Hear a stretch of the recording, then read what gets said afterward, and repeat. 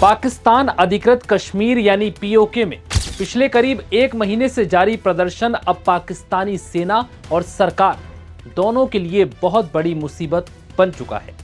अपनी मांगे पूरी ना होने पर जेएसी यानी ज्वाइंट आवामी एक्शन कमेटी बड़ी संख्या में प्रदर्शनकारियों के साथ 15 जुलाई को मुजफ्फराबाद कूच करने की तैयारी में है। इस विशाल मार्च की घोषणा के साथ ही पाकिस्तानी सेना और सरकार की टेंशन अब बढ़ गई है।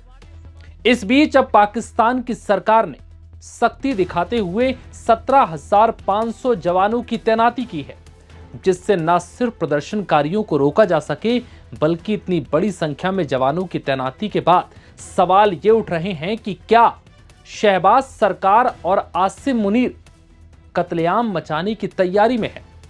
दरअसल बेशुमार महंगाई, बिजली और आटा की बढ़ती किल्लत और बेशुमार दामों, मानवाधिकारों के हनन और राजनीतिक अधिकारों की बहाली की मांग को लेकर जेएसी के बैनर तले चल रहा ये प्रदर्शन अब इतना विशाल हो चुका है कि पाकिस्तान की सेना के हाथ पांव फूल गए हैं।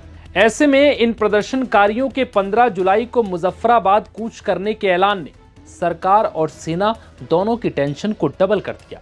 ऐसे में इन्हें रोकने के लिए अब पाकिस्तान के गृह मंत्रालय ने 4,000 और फ्रंटियर कॉर्प्स जवान, पाकिस्तान रेंजर्स की 7 विंग यानी लगभग 5500 सैनिक तैनात करने की अपील की। बड़ी बात यह है कि यह तैनाती पीओके में उस जगह पर होगी जहां पहले से 8,000 से ज्यादा पाकिस्तानी रेंजर्स मौजूद है, जिसके बाद यह कुल संख्या 17,000 के पार पहुंच रही है। दरअसल 4 जून को ही इसकी घोषणा कर दी गई थी, लेकिन अब इनकी संख्या को बढ़ा दिया गया। बता दें कि पीओके में चल रहे प्रदर्शन में अब तक करीब 61 लोगों की मौत हो चुकी है। जेएसी ने रिपोर्ट्स का हवाला देते हुए बताया कि पाकिस्तानी सेना की फायरिंग में 2 और लोगों की मौत हो गई है।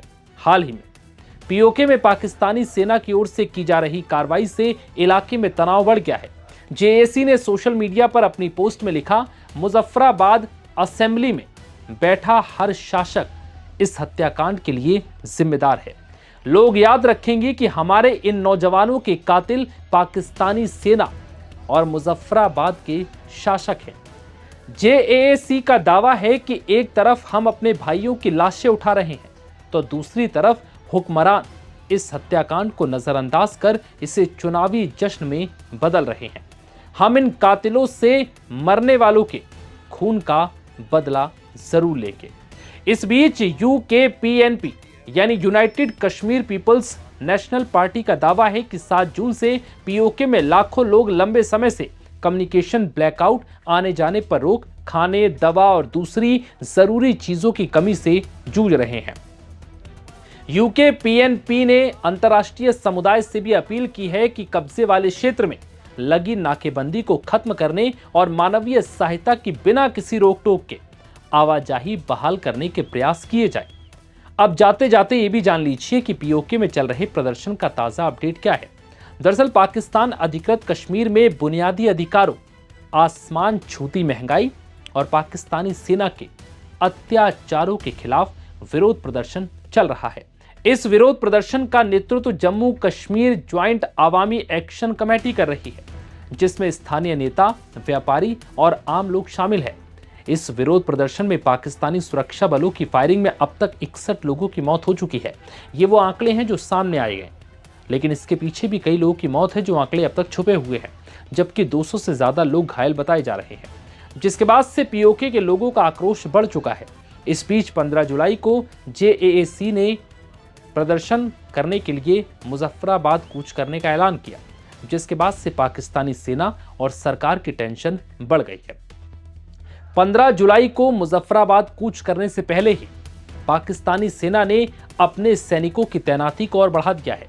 पीओके में इस प्रदर्शन के बीच पहले से ही करीब 8,000 सैनिक वहां तैनात थे, लेकिन अभी हाल फिलहाल में अलग अलग रेंजर्स टीमें वहां तैनात की गई हैं, जिनमें 1 से करीब 4,000 सैनिक हैं और 7 टीमों में से करीब 5500 अतिरिक्त सैनिकों की तैनाती की गई।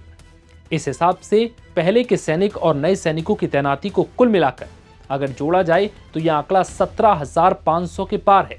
यानी पीओके में चल रहे प्रोटेस्ट को रोकने के लिए पाकिस्तान की सेना ने वहां पर 17,500 जवानों की तैनाती की है। जिससे प्रदर्शनकारियों के किसी भी आंदोलन और आवाज को कुचला जा सके।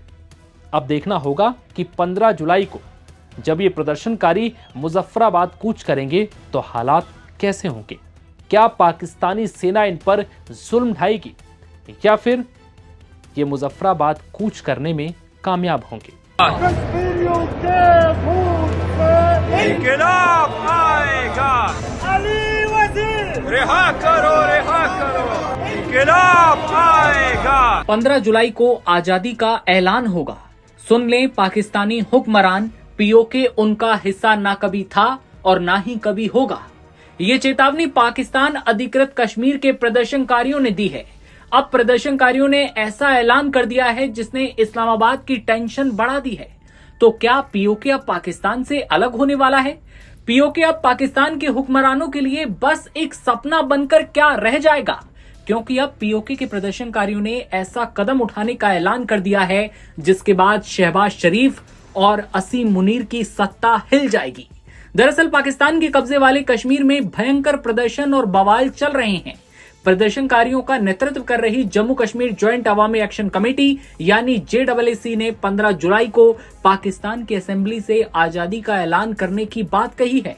इन्होंने कहा पीओके के लोग 15 जुलाई को पाकिस्तान की असेंबली से आजादी का ऐलान करेंगे। स्थानीय नेताओं ने पाकिस्तान की सेना से फौरन शहर खाली करने की बात कही है और अल्टीमेटम दे दिया है और ऐतिहासिक रूप से शांतिपूर्ण इलाके को टेरर जोर बताने की कोशिशों को सख्ती से खारिज कर दिया है।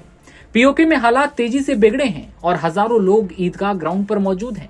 प्रदर्शनकारियों के नेताओं ने विदेशी मीडिया को पाकिस्तानी सेना का अत्याचार दिखाने के लिए इनवाइट किया है। हालात उस वक्त तेजी से बिगड़े जब पिछले दिनों एक प्रदर्शन के दौरान असीम मुनीर के कहने पर पाकिस्तान की सेना ने निहत्थे लोगों पर फायरिंग शुरू कर दी। इसमें 30 लोगों की मौके पर मौत हो गई। पीओके के प्रदर्शनकारियों ने इसकी तुलना जलियांवाला बाग नरसंहार से की। प्रदर्शनकारियों ने 27 जुलाई को होने वाले विधानसभा चुनाव से पहले अपनी 38 सूत्रीय आर्थिक और संवैधानिक मांगों को पूरा करने का अल्टीमेटम दे दिया है। वहीं स्थानीय प्रशासन ने प्रस्तावित मार्च के खिलाफ सख्त कार्रवाई की तैयारी के लिए भारी हथियारों से लैस हजारों अतिरिक्त संघीय सुरक्षा बलों की मांग की है। पीओके में हजारों की संख्या में सेना तैनात है। पाकिस्तान की सेना ने पीओके में कम से कम 17,000 से ज्यादा सेना के जवानों को रावलकोट भेजा है, जो प्रदर्शन का केंद्र है। सेना ने प्रदर्शनकारियों को चारों तरफ से घेर रखा है और हालात हिंसक होने पर भारी कत्लेआम की आशंका है। तो क्या असीम मुनीर ऐसा ऑर्डर दे देंगे? इधर JAC ने पाकिस्तानी प्रशासन को 48 घंटे का अल्टीमेटम दिया। इसके खत्म होने के बाद रावलकोट, मुजफ्फराबाद, पुंछ और अब्बासपुर जैसे अहम इलाकों में बड़े पैमाने पर विरोध रैलियां और धरने शुरू हो गए हैं। हजारों लोग सड़कों पर उतरे हैं। 15 जुलाई से पहले राजधानी मुजफ्फराबाद तक एक बड़ा लॉन्ग मार्च आयोजित किया जा रहा है। प्रदर्शन के दौरान मौतें भी हुई हैं। पाकिस्तानी सेना की पहले की गई फायरिंग में 30 प्रदर्शनकारियों की मौत हुई थी। इसके बाद हिंसक झड़प में 4 पुलिस वाले मारे गए। 174 लोगों के घायल होने की रिपोर्ट है। जरूरी सामान ले जा रहे लॉजिस्टिक ट्रकों में आगजनी की घटनाएं और प्रदर्शनकारियों पर सरकारी बलों की तरफ से गोलीबारी की खबरें शामिल हैं। और अब प्रदर्शनकारियों ने कह दिया है कि 15 जुलाई से वो अब आजादी का ऐलान करने वाले हैं। भयंकर बवाल आने वाले दिनों में पीओके में देखने को मिल सकता है। असीम मुनीर और शहबाज दोनों की नींदें उड़ी हुई हैं। फिलहाल इस खबर में इतना ही। इस खबर पर आपकी क्या राय है ये कमेंट में बताइए और देखते रहिए नवभारत टाइम्स। नमस्ते।